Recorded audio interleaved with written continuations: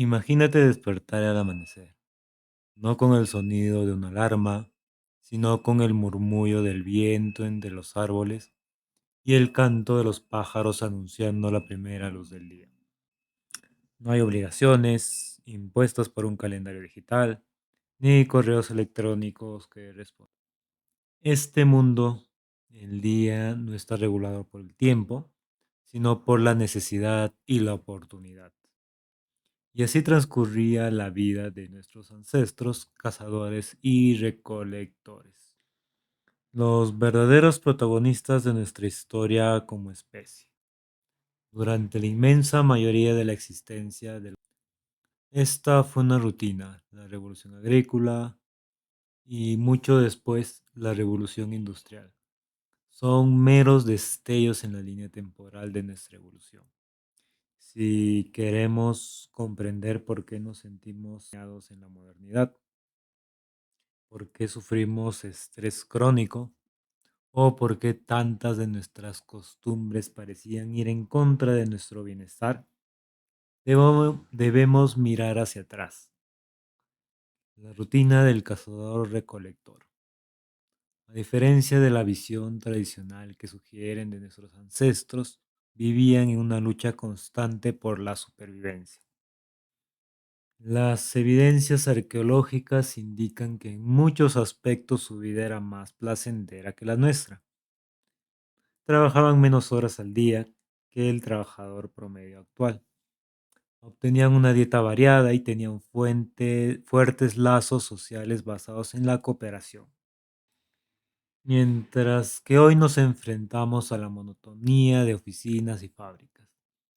Ellos recogían grandes territorios, exploraban su entorno y adaptaban su actividad diaria a las estaciones y a la disponibilidad de recursos. Es fácil suponer que la vida prehistórica estaba marcada por la violencia, pero ¿era realmente así?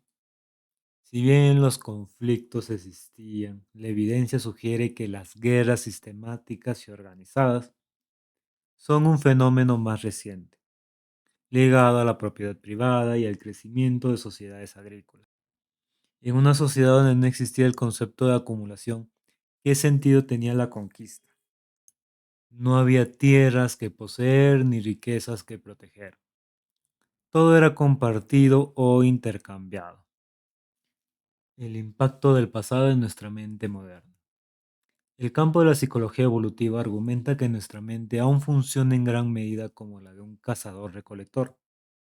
Nuestros anhelos, miedos y hábitos fueron moldeados por decenas de miles de años de vida. ¿No? ¿Por qué nos atrae los alimentos ricos en grasas y azúcares? Porque en la prehistoria eran escasos y representaban una ventaja evolutiva al garantizar reservas de energía. ¿Por qué el estrés y la ansiedad nos afectan? Porque estos estados eran mecanismos de supervivencia ante amenazas inmediatas. Pero en la modernidad, donde las amenazas son abstractas y constantes, estos mecanismos nos sobrecargan y enferman. Podemos preguntarnos si la vida de nuestros ancestros era en muchos aspectos más armoniosa. ¿Por qué la abandonamos? La respuesta es paradójica. La revolución agrícola trajo consigo la estabilidad alimentaria y el crecimiento poblacional, pero también introdujo la desigualdad, la sobrecarga del trabajo y la independencia de cultivos que en tiempos de crisis podían significar. Cambiamos la incertidumbre del nomadismo por la certeza de la explotación. ¿Fue un buen trato? Harari sugiere que no, o al menos que no fue la elección consciente de quienes vivieron la transición. La nostalgia del paraíso perdido. El mito del Edén resuena profundamente en la historia humana. La idea de una era dorada en la que el hombre vivía en armonía con la naturaleza antes de ser expulsado al sufrimiento del trabajo y la civilización.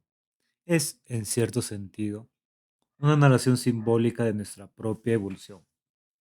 Adán y Eva no son personajes ficticios, son representaciones de los primeros sapiens que al adoptar la agricultura abandonaron su forma de vida original y se vieron atrapados en una espiral de jerarquías, leyes y privaciones. Nos queda entonces la pregunta, ¿es posible reconciliar nuestra mente de cazador-recolector con el mundo moderno? Algunos intentan regresar a ese estilo de vida primitivo, dietas paleolíticas, prácticas de mindfulness, comunidades autosustentables. Sin embargo, no podemos deshacer 10.000 años de historia ni escapar a estructuras sociales que hemos creado.